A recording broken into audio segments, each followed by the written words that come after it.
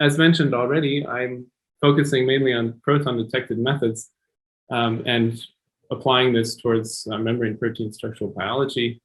And after introducing some of the topics a little bit, then I'll go into detail on some of the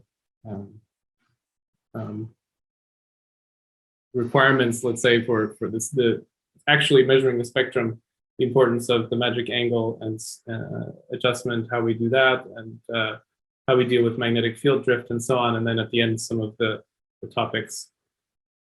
So here we are, by way of introduction, on the top of a hill outside of Göttingen, and our NMR2 building can just be seen here. At the left, slightly outdated picture of the group is seen here. And for funding, I was fortunate to have ME Nutter funding, and also was involved in SFB 803, which, for those that don't know the German system, this is a collaborative grant, which was very useful to get involved with a lot of people studying membrane proteins and common interests. So we've been studying 5 different membrane proteins by solid-state NMR, and this I don't have to really explain to this audience, but the advantages of solid-state NMR include that we can study these proteins in lipid bilayers without the necessity to generate long-range order like you would need in crystallography. And we're typically focusing on small proteins below about 40 kilodaltons, where cryo-EM has difficulty, and where solid-state NMR complements this the cryo-EM method, since the complexity of the spectrum beyond 40 kilodalton would be quite challenging in itself. So you see a variety of both beta barrel and alpha helical membrane proteins, where we're interested in determining both sometimes the global structure, but sometimes also taking global structure from other methods and looking in more detail at protonation states and things like this. Our typical workflow for preparing samples is shown on the slide here. We generate samples by expression in E. coli and use the typical sample purification methods, which have been developed also for solution NMR, which you're probably familiar with. For membrane protein systems, we typically go through a detergent step during the purification, and in some cases also a refolding step here. And then by detergent dialysis, or in some cases addition of cyclodextrin or use of biobeads, we then remove the detergent and are left only with lipids. I left out addition of lipids here is also a key step, of course, before removing all of the detergent.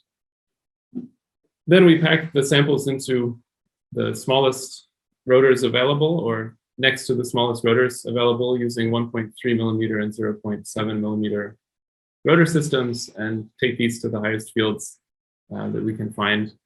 Until recently, this was gigahertz, and now we're fortunate to have been using a 1.2 gigahertz spectrometer for the last couple of years. So I'll show some data from that towards the end. And a key factor in all of these data is detection of protons. And this slide attempts to quantify the advantage of proton detection for the specific case of a 1.3 millimeter rotor system.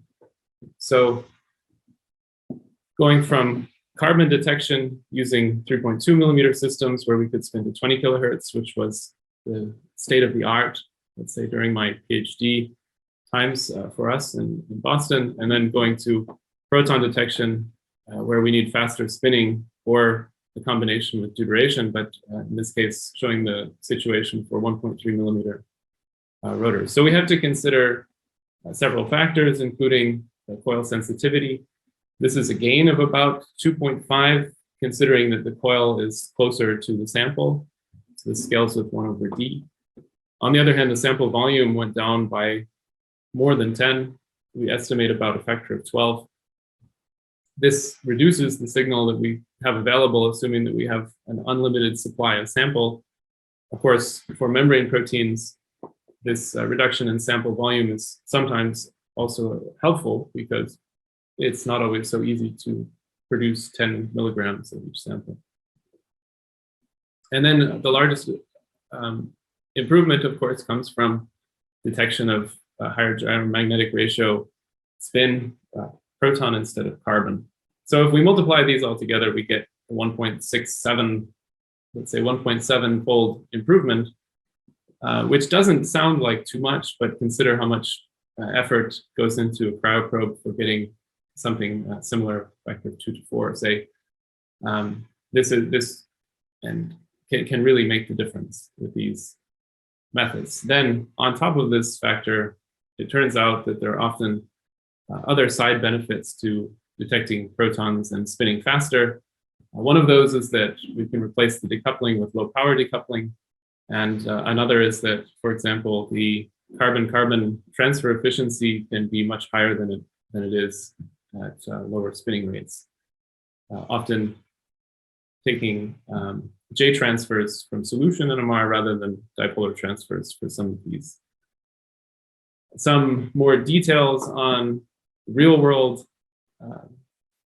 quantification of signal to noise and comparisons can be found in the new paper that's here, and some of the other references are also some important benchmarks. So an overview of global structures. Of course, the PDB is only one representation of the impact of solid-state NMR, and many topics don't result in a PDB, but it's much easier to query this database than it is to search through literature. So here you see the progression of structures deposited to the PDB, which are membrane proteins over the years. And in the 90s, we had things like grammacidin, so single helical type of structures, and then some additional helices, or with helices with oriented samples continuing into the 2000s. Then in 2002, there was, of course, the first protein NMR structure solved, although this was not a membrane protein, by MAS NMR, a famous paper from Ashkenaut group. In 2006, there was the introduction of the 1.3 millimeter probe from Bruker and similar probes from other manufacturers, which reduced the sample requirement down to 1 or 2 milligrams, which is quite useful for membrane proteins. Then in 2010, there was the installation of the first 1 gigahertz spectrometer. And here we are today in 2020 with a 1.2 gigahertz. And we've made it out of this 10 kilodalton range, both with some cases here. So this case of CXCR1, which was rotationally oriented, also with MAS. But for these beta barrel systems highlighted here, the use of deuteration and proton detection in 1.3 millimeter rotors was really crucial towards determining the strand alignment in these systems. For alpha helices, with this type of technology, we still have some additional challenges, but for beta barrel systems, very efficient. So that's a brief introduction and overview to the topic. And I wanted to spend some time on some technical aspects, which is hopefully in the spirit of this series. And one of these is how to deal with linear magnetic field drift, or magnetic field drift in general, but we make an assumption here that it's linear if we take a short enough acquisition time. So start off by mentioning that when we moved to proton detection, this issue became larger in a way because the proton line width is smaller than carbon or nitrogen line widths in ppm. So we had experimented with some external deuterium-based field locking or internal deuterium-based field locking, but the sample is quite small, and this internal deuterium locking was requiring an extra channel on probes, which is often not the case, and more difficult to stabilize than with a larger solution in the Mars sample, especially if we have some deuteration on the protein or deuterated lipids, where we'll have multiple peaks in the deuterium spectrum. And so a common problem that we noticed on certain magnets was field drift distorting the line shapes. Certain magnets, of course, have almost no drift, but some of the magnets require substantial correction to even get the drift down to something that will produce a peak with some characteristic bow tie or butterfly type of line shape like this that you see here. And this is produced by drift in the direction shown by the arrow. And you can see that quite easily, considering that the right side of the line is artificially broadened as the signal went towards the left during the two-dimensional acquisition. Fortunately, we can correct for this field drift if we know the magnetic field at any particular acquisition. And this was well known all the way back to the first paper on the Fourier transform by Joseph Fourier. And here you see the mathematics for this. So if we have a signal function, S of t multiplied by some complex exponential, if we take, let's just look on the right here. So the amplitude is at 0. The exponential function then is just a complex phase factor. And so we can multiply by some V naught, and by addition of the exponentials, we see that this produces a shift in the frequency. And if we take the Fourier transform, we'll have the same signal function, but with a frequency position, which is now nu plus nu naught. So we can always take complex data in the time domain and shift it by applying a complex exponential to remove a drift. So what we did is we assumed that we have linear drift. We measure the magnetic field with a 1D spectrum before and after acquisition, and then apply this to the time domain spectrum to recover the signal. This shows the expression for a single dimension, and it can be extended for multi-dimensional data sets in the same way. So the complex data across each dimension then is corrected according to how much drift has occurred, effective drift has occurred at that point. To demonstrate this, I show a short video here in topspin, and it will play. Yes, it will. You see, we simply have to type one command, enter the shift at the beginning and end of the experiment number, enter a new experiment number, and read it back in and reprocess. And this has corrected the drift, corrected the peak line shapes. So here you see it in 2D, but the script also works for higher dimensionality, up to 4 dimensionals. Let me go back and play it again, just because it went by quickly. So here you can see the peak shapes distorted with these butterfly type of shapes by a 200 Hertz drift over the acquisition. And after it runs, then we recover back what we would expect without field drift. In our experience, this removed the vast majority of the problems that we saw, as long as we keep the acquisition down to about a day or so. A topspin 3 script is available from the paper, and the topspin 4 version is also available. If you just send me an email, I'd be happy to share it. We didn't put it online yet. But that's important. An important detail, if you want to test out this script, is that some definitions of doubles and floats in topspin 4 has changed. So it's important to use the right version of the script. I'd also like to mention some other related papers on the same topic for correcting field drifts.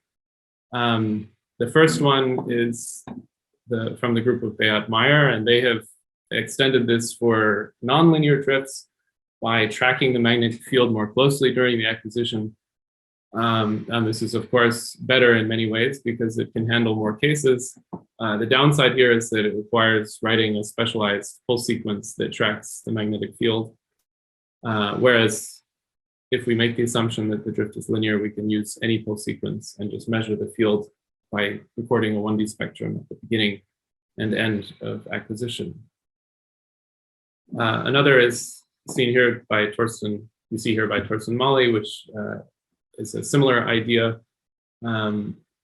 applied for Overhauser DNP acquisition with low field magnets, which are not as stable as higher field magnets. And some earlier literature is seen here in the references. Of course, the mathematics is all known, but actually implementing it into topspin was something that hopefully it can be used by everybody to improve the quality of spectra.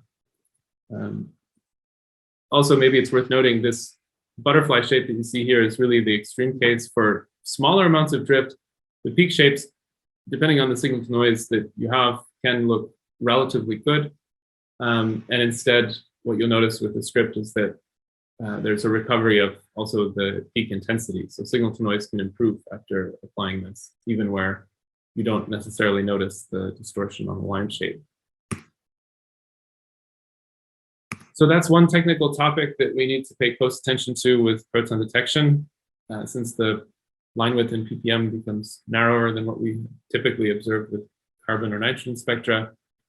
And another topic which is very important is to properly set the magic angle. And this is particularly important with fast spinning and proton detect, since we're using low power proton decoupling. The magic angle spinning really has to be, the magic angle has to be set very precisely in order to recover a good line width. And the first method that you see here is something that we had used for a while, but got around to writing down in the supplement of the following reference.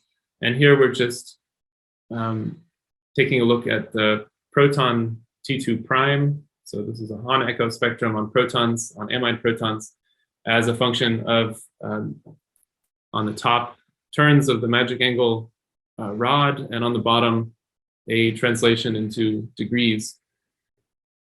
And here you see the obvious maximum signal intensity in the middle, which is very close then to the magic angle.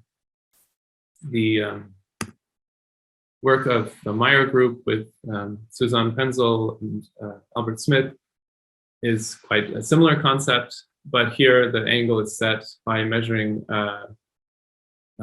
simultaneous echo on proton and nitrogen. So at a particular time, in this case 10 milliseconds, such that if the magic angle is set perfectly, there should be a maximum signal intensity, because the J coupling produces, the one bond proton nitrogen J coupling produces an echo at that point. Whereas if the magic angle is not set precisely, there will also be some dipolar contribution towards the, and there's earlier work that I didn't get on the references here by others using a similar concept for small molecules. The potential, there is, with this method, the potential to get confused, though, if you don't pay close attention to the phase of the signal. And that's because there's another maximum where there is both a dipole and J contribution if we're considerably off the magic angle. And so in practice, it's probably good to use both of these in conjunction, because this T2-based method is relatively flat in the middle, whereas the J-based method is a little bit more precise around this local maximum in signal intensity. So here you see the comparison of the two side by side for the same turns of the magic angle. So this was called the on-sample, sometimes called the on-sample method of setting the magic angle, because the same sample under acquisition is used to set the angle. And that's really important for some of the probes where the angle may not be so precisely maintained after sample exchange or change in the temperature of the system. In particular at the highest fields, where we have a very long distance between the base of the magnet and the sweet spot in the long probe. To just make that point more visual, this is a real case where we had measured a two-dimensional spectrum and then projected into the nitrogen dimension. The red shows the case before adjusting the angle on the sample. So this used the previous setting of the magic angle, and the blue shows the twofold improvement in line width just by changing the magic angle setting precisely on the sample itself. And as mentioned, so the Meyer group is doing something similar and found that it's also important to really take care with the magic angle on the actual sample to get the best quality spectrum. A brief note on shimming. For small rotors, it's particularly helpful to use a proton signal for the shims. We have silicone grease or polybutadiene rubber for this. It gives a whole lot more signal than with adamantane and carbon detection, and gives more information about not only the half height, but also the line shape more towards the base of the peak. Sometimes it's also possible to verify the shimming on the sample itself, for example, by taking a look at the bulk water signal, but it's not always so straightforward since the water signal can be split up into multiple peaks depending on the sample. So here you see what is probably some water interacting with membrane interface, and then a much sharper peak near the water position, which is probably the bulk water.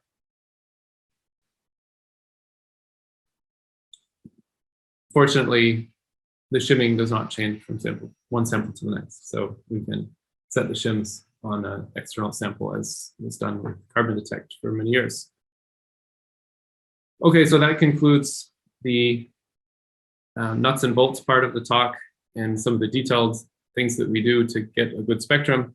In the remaining part, the remaining time, I'd like to show some of our recent work in developing methods for proton-detected NMR spectroscopy.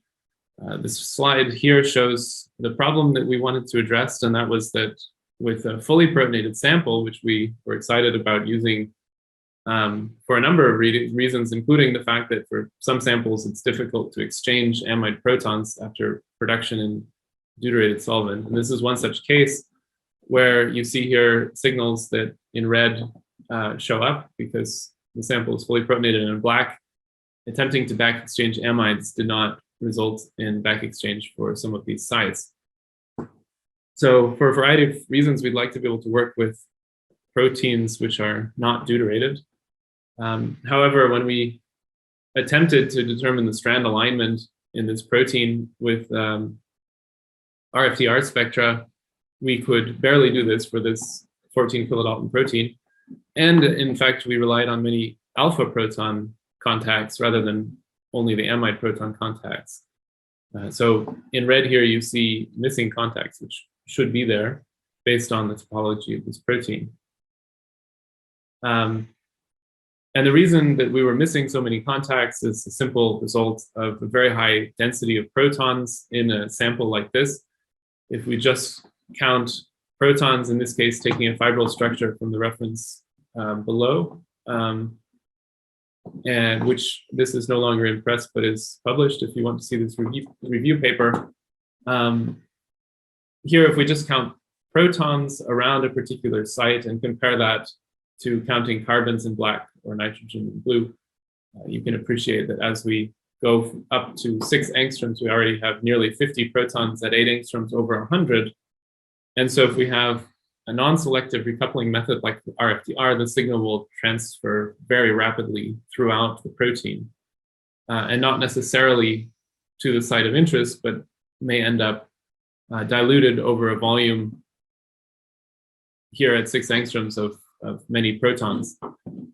To make matters worse, the distance of interest is often significantly longer than some other distances. So here you see the distance of interest to determine a beta strand alignment is 3.3 angstroms, whereas the amide proton to a neighboring alpha proton or other protons is significantly shorter here, 2.2 or 2.4 angstroms.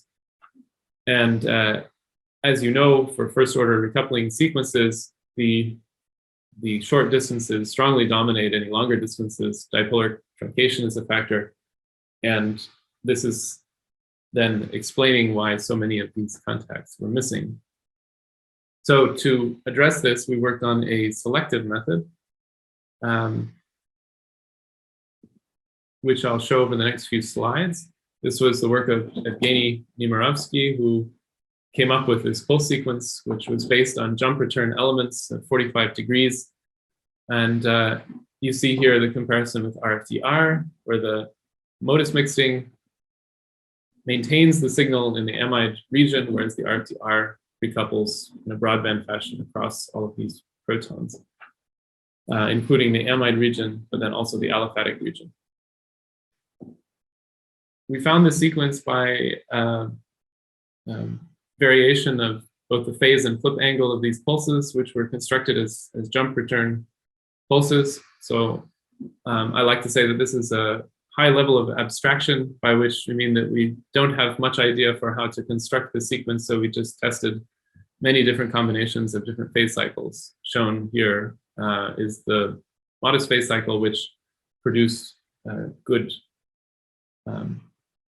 recoupling. And the selection type criteria for the sequence was then also important.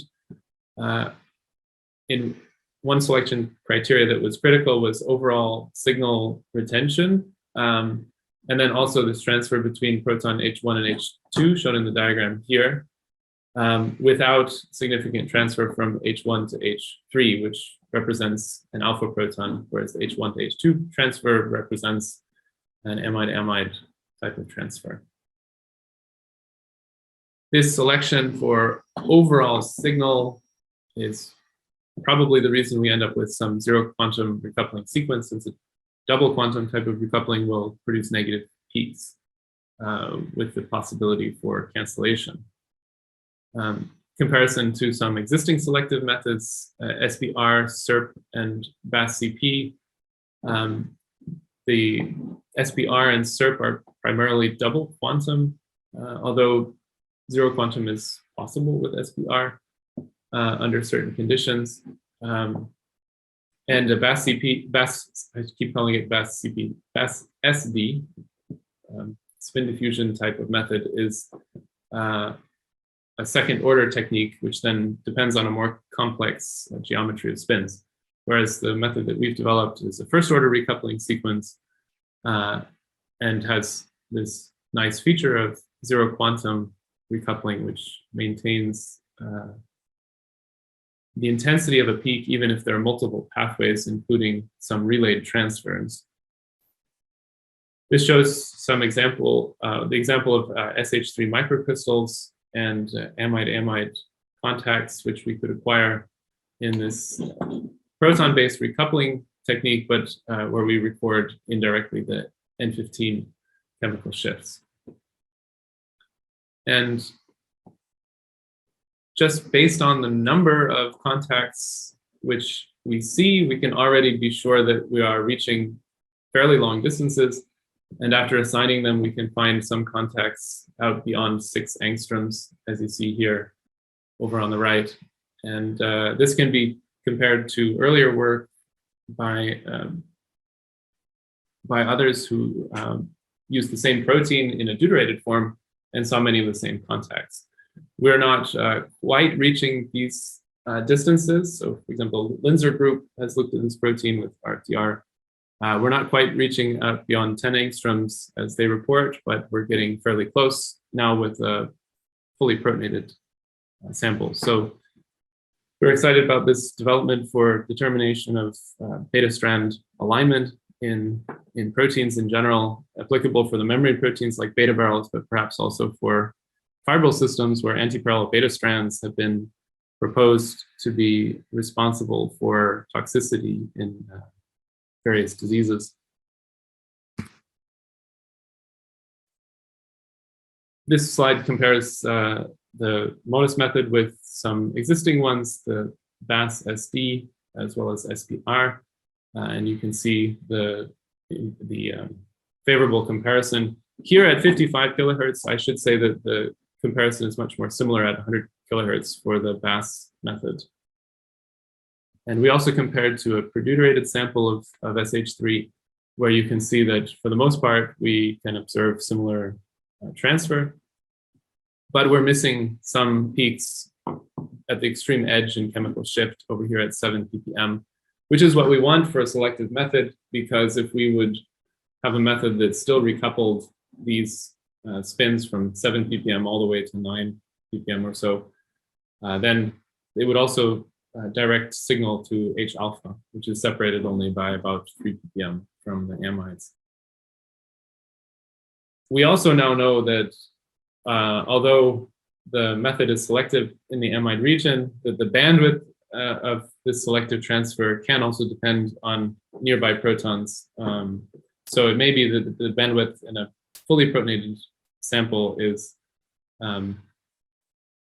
significantly larger than what we see here in the deuterated case. Another nice feature of this whole sequence is that the carrier frequency dependence is minimal. Here you see the signal from modus mixing with the carrier placed at 13 ppm or all the way down to 3.7 ppm with nearly the same retention of signal. And you can see over mixing time of 4.6 milliseconds in this case that we build up only a fairly small amount of signal in the alpha proton region, or this actually includes also, I think, the entire aliphatic region here. I'll briefly mention another methodological development that we were excited about, and that is a diagonal suppression method, which we called orphan spin operator diagonal suppression. And the idea is fairly simple. In the case of indirect recoupling or indirect signal transfer, here we record nitrogen dimensions, but the mixing occurs through protons. So this is the same as occurs in a CHHC or an NHHN type of spectrum. In this case, we have some leftover signal after the CV transfer to proton, which is normally not used. If we insert one flip pulse here, written with phase 3, then with the phase 3 selected properly, we can then cancel any diagonal signal with this independent pathway shown in magenta. Of course, also flipping the signal then back down after the proton-proton mixing at the end. We demonstrated this again with a microcrystal, and the most important feature of this method is not the efficiency of the diagonal suppression, which in practice we saw was around 50%, but is that there's no signal-to-noise penalty when applying the method. So this can start to help to resolve peaks which are close to diagonal intensities, and it could be combined with other diagonal suppression methods if one requires a more substantial effect or closer to zero diagonal signals. We also tried this method for CHHC type of signal transfer, so slower spinning and carbon detection. The pulse sequence here is shown over on the right. It's nearly the same as the last one, except now we directly detect the signal in carbon at the end instead of transferring back to proton. And what we saw was, in this case, actually both the fact that we're detecting carbons here rather than nitrogens, which are more diluted proteins, and the fact that we're spinning at slower speeds means that this method is no longer a diagonal suppression method, but instead we see cancellation off the diagonal. And this is because under these conditions, we probably have a PAR type of transfer occurring during the cross-polarization itself, so that the remaining signal on the carbon channel here is no longer only diagonal, but has also mixed to other carbons. In this case, though, then we have the alternate option to combine the CHHC with the PAR signal, and this then results in enhancement of both the cross peaks and also the diagonal. So if a CHHC spectrum is being recorded, it's possible to add a little bit of signal from this additional pathway with PAR. The selective transfer with modus mixing is now something we're applying to membrane proteins under conditions mostly 55 kilohertz and above, and at high magnetic fields. This shows a 310 amino acid protein, CYT-A, and you can clearly see that we have substantial off-diagonal peaks. This is a projection down from the 3D spectrum, and quite a feat for such a large protein also embedded in a membrane. This next slide shows the case of Influenza M2, which is a system that I've been studying for many years, going back to PhD days. And again, it's an NNH spectrum here, showing a slice at a particular value of the proton dimension, where we can see the expected pattern of helical contacts from the here the glycines to the I plus 1, 2, 3 residues, as you'd expect for helical topology. So to summarize, with this modest method, we were able to devise a zero quantum first order recoupling for fast spinning, which transfers efficiently within a window of about 2 ppm, and depends on signal offset difference, but not frequency band. So it's distinct from a band selected type of transfer. In the remaining time, I'd like to continue with another application project, which is the M2 protein from Influenza A, which I just mentioned before. It's a tetrameric protein, which is responsible for pH-dependent proton conduction in the flu. And here you see a variety of structures in the PDB, mostly from crystals, but in the center here from oriented sample supplemented with MD, so restrained MD simulation from the Tim Cross group. And we're interested in this system in understanding the arrangement of histidines, and that's what's highlighted here in the box, in the black box. You can see that the histidines take on a whole variety of conformations depending on the sample environment. The structure I showed from Tim Cross was based on at least the earliest introduction of this idea that the imidazoles in this protein might share a proton and form a dimer of dimers type of interaction, came in this paper in 2006, based on N15 spectra of specifically labeled samples. And this was something that we wanted to look into in more detail, because the crystal structures never found this dimer of dimer type of arrangement at the histidine 37. I'll, in the interest of time, skip over the life cycle of influenza. It's fairly similar to other viruses that are these days well known. In this case, it's a proton channel, which is important in acidifying the virus interior. So we had seen back in my time with Bob Griffin that solid state NMR spectra of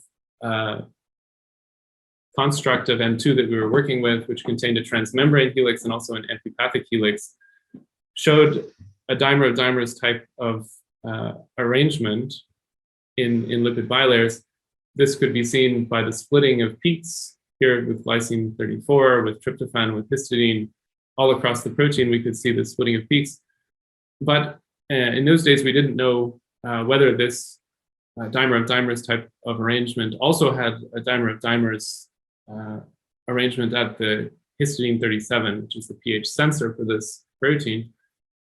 And so the following work detects that hydrogen bond as directly as possible with via NHN, well, J coupling. So it's a 2-bond J coupling between 2 nitrogens. And I show this here also to highlight the method of proton detection and fast magic angle spinning, because this tau time that we have here in the J transfer is quite long in order to acquire this spectrum to determine the 8.9 Hertz coupling. At the longest time here, 35 milliseconds, This is 140 milliseconds where we have proton decoupling. Notice in this full sequence, we have proton decoupling across this whole period. And this is really made possible or efficient by the low power decoupling, which we can apply with the fast magic angle spinning. Some references here for some earlier work measuring J couplings in solids, including the work of from the Pintacuda group, where I did my postdoctoral work demonstrating efficient carbon-carbon transfer with J couplings for assignments. In addition, then we could make use of proton detection to determine directly through the topology which tautomeric state we had for the histidine. Here you see tau tautomer B and tau tautomer A for both of the dimers, and this we could determine by recording an HCNCH spectrum, where based on the topology, the carbon in position delta here is coupled to only one nitrogen, whereas the carbon in the epsilon position is coupled to two. And in this way, we can very quickly identify which is N epsilon and which is N delta, and making use of the fact that a protonated nitrogen resides at about 170 ppm, while a deprotonated nitrogen is at very far away at 250 ppm. Then there's no question that both of these are in the tau tautomer state. This was important since, just based on chemical shift alone of the C delta, which is sometimes taken as a method to determine tautomeric state, we could not distinguish between tau and pi, at least as represented in crystals of histidine. So we had confirmed this dimer of dimer arrangement in our samples, but in the light of many different structures in the PDB, there's the question of relevance of this structure. We think it's relevant already because it's prepared with bilayer lipids. However, it's also a good indication of relevance that we can see when we bind the drug romantidine, this hydrogen bond interaction is broken. And that's very clearly seen here, where the chemical shifts of histidine go from the characteristic shifts with the hydrogen bond out past 14 ppm over to a more typical proton shift for histidine's hydrogen bonding or interacting with water.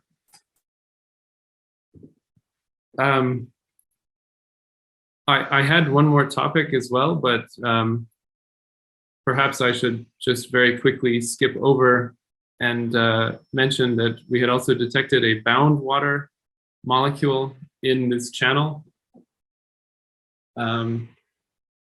with an unusual chemical shift out at 11 ppm, whereas the usual case for waters associated with proteins is averaging of the chemical shifts and detection near 5 ppm. We had measured this at 11 ppm and came up with then the following overall topology for hydrogen bonding in the system, confirmed with proton detection together with dynamic nuclear polarization at 100 Kelvin, making use of a Phoenix NMR probe and 24 kilohertz MAS. So this is still relatively modest magic angle spinning, but because these shifts are so far from the rest of the amide region, we could still resolve these shifts and confirm the water chemical shift out at 11 ppm, supported by density functional theory data. So I think I'd better wrap up there, and I would be happy to take any questions. Thank you, Loren. That was a nice summary of a wide range of topics that are very interesting to look at. Of course, everyone with questions, please add them to the Q&A. While people are doing that, I'll go ahead and open up with a couple of mine. So this one is perhaps a little bit more on the nuts and bolts side, but for posterity. Lipid environment is clearly important when talking about membrane proteins. So what is commonly done in solid state NMR to optimize that lipid environment? Yeah, Or good if you could question. just wax poetic about it for a bit. Yeah, good question. We have well, a number of things to consider with the lipids. So it's been stated that lipids are many times more complex than proteins because you have a whole variety of head group and chains to consider, which quickly results in complexity that is beyond what's there for a linear protein chain. We often go the way of the best resolution we can achieve in the spectrum, and often that's minimalistic preparation with just a few components, whereas a multi-component might result in somewhat broader lines. But this is indeed a screening step at the beginning of any of these projects to test a variety of different lipid systems and select for good performance. Another consideration that often comes up is the fact that the samples are still very concentrated in terms of lipid protein ratio. And so one thing that we can do with the fast mass fairly efficiently is to reduce the amount of protein relative to lipid and at least verify over a certain range that the spectrum is unchanged. And by mass, we can reach ratios of around 10 or maybe even 20, or by mole up to several hundred lipids in the case of the multimeric protein per tetramer, in the case of monomer per monomer for a larger protein monomer. So several hundred lipids, which should be plenty to at least provide an annulus of lipids around the protein. Yeah, I think that would probably satisfy most lipid biochemists, I would hope. It is still a disconnect between that concentration and the concentration of typical assays, which involve more like thousands of lipids rather than hundreds. True. All right, we have a question here from Bob Griffin saying, the DNP spectrum had 283 Kelvin for temperature. Is that correct? So I skipped over that fairly quickly. So that was actually an overlay of two spectra, and the more pink spectrum was at 283, and the blue one was DNP. So the blue one was closer to 100, 110 Kelvin, and the pink one was at high temperature. All right. Let me share that again, actually, so that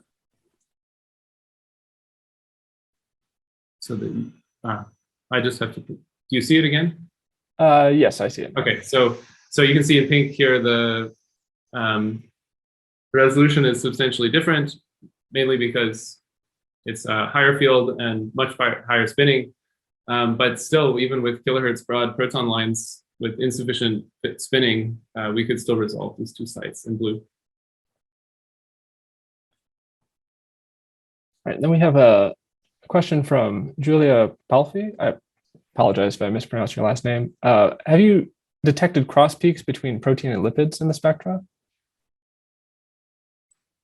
We have for several systems, and we had a paper about that for deuterated proteins, where we looked at a transfer from lipids using NOSI, because the lipids are typically still quite mobile, at least at the temperatures we typically use for proton detection near room temperature. And so the transfer is occurring mostly through NOSI to the amide protons. So yes, we can use that to map a surface that's accessible to lipids by the signal at about 1.2 ppm from the acyl chain. And also at the same time, the signal from water, more bulk or associated water at about 4.8 ppm. Right, and we'll wait for more questions. I have another nuts and bolt one. Do you find when you were doing the MAS adjustment that the angle drifts at all based on the actual MAS rate that you're at? Like, do you preference to set your angle at a certain rate and then, either start at a high rate or start low and then adjust and move up? I can't give you much information about that because we typically select spinning frequency, then set the angle, and then go ahead with acquisition. So we do see that it's important if we change the temperature of the VT gas. For sure, this is something that requires then a careful check of the magic angle. Mm-hmm. With the spinning frequency, we haven't looked so closely. We typically just go to either 100 kilohertz or 55 kilohertz or 60 kilohertz and then acquire there. All right. All right. Actually, while there's Mm-hmm. more questions coming in, I promised to show some slides from the fast spinning. So and ultra high field. So maybe I can just show a couple of slides at 1.2 gigahertz, and here they are. So this shows the same M2 protein as we go up to 1.2 gigahertz, and the bottom line is that for these type of systems, the peaks are still getting narrower with either linear in the case of nitrogen or better than linear in the case of proton with the magnetic field. So going to a high magnetic field really is worth it, especially for multi-dimensional spectra like 3 or 4D. This shows the nitrogen line width improvement as we go up in field from 950 to 1.2 gigahertz. In all cases, in the case of SIT A, probably the magic angle here was not set properly at 950. So the improvement here is in hertz is probably not real, but emphasizes once again just how important it is to set the angle correctly. And then we can even get away with relatively slow spinning. In case of SH3, this is 55.5 kilohertz MAS at the 1.2 gigahertz, and we're able to resolve nearly all of the amide protons in this spectrum. And then finally, if we look at the combination of different fields and MAS frequency, you can see for the 4 peaks that are inside the circle, actually the magnetic field is doing more of the work rather than the fast spinning, because these 4 peaks are separated better in nitrogen than they are in proton. But of course, if we go to the fastest spinning at the highest field, we still see overall the best resolution. And looking forward, if we see the plot of magnetic field with over the years, we can look forward hopefully to some additional jump in the field in the coming decade, let's say. So putting it all together, this spectrum is a non-native protein state with high magnetic field, relatively fast spinning, a sample that we don't really have stability for to go to 0.7 rotors, but we can start to determine beta strand alignment with this selective method in a protonated sample. We also, for technical reasons, can't use deuteration in this case. So maybe that gave a moment for a few more questions, since this is supposed to be more informal and a discussion. Yeah, I do have a question here from Tamar asking, how do the amide-amide correlations depend on the field? Is there a greater advantage with 1.2 gigahertz? I suppose it depends what's meant by the correlation. So the big advantage is the separation of peaks is for sure better with the higher magnetic field, which I maybe answered in the extra slides that I just showed already. Yeah, I think you got out ahead of that question. So that was, yeah, a question that's really on point. In the case of signal intensity, we were actually somewhat worried that the sequence might perform well at 600 megahertz, but have a bandwidth which is too narrow for the 1.2, and that did not seem to be too much of an issue, although we could see it for these shifted peaks, for example, in the histidine side chain peaks, that there, the highest field at 1.2, this did impact some the cross peak intensity for those. But for amide-amide contacts, it's still working very well at 1.2 gigahertz. I have a quick question also about the modest mixing. So that particular mixing sequence uses rotor periods. So do you find that proper setup of that mixing sequence is dependent largely on what MAS rate you're working at? Like, are there constrictions with that? Or is it yes, there are. So it is definitely a fast spinning type of sequence. It would not work very well at lower MAS rates. So it's important to be in this regime where you're spinning substantially faster than the offsets, and the rotor period is short enough. We did test it both at 100 kilohertz and 55 kilohertz, and it's performing well at both of those. So this is the regime that we had in mind from the beginning for this development. Okay. Yeah. So with that, I should say we have not tested it extensively at lower MAS rates. So we could still do that, I suppose, but I would not expect it to perform very well.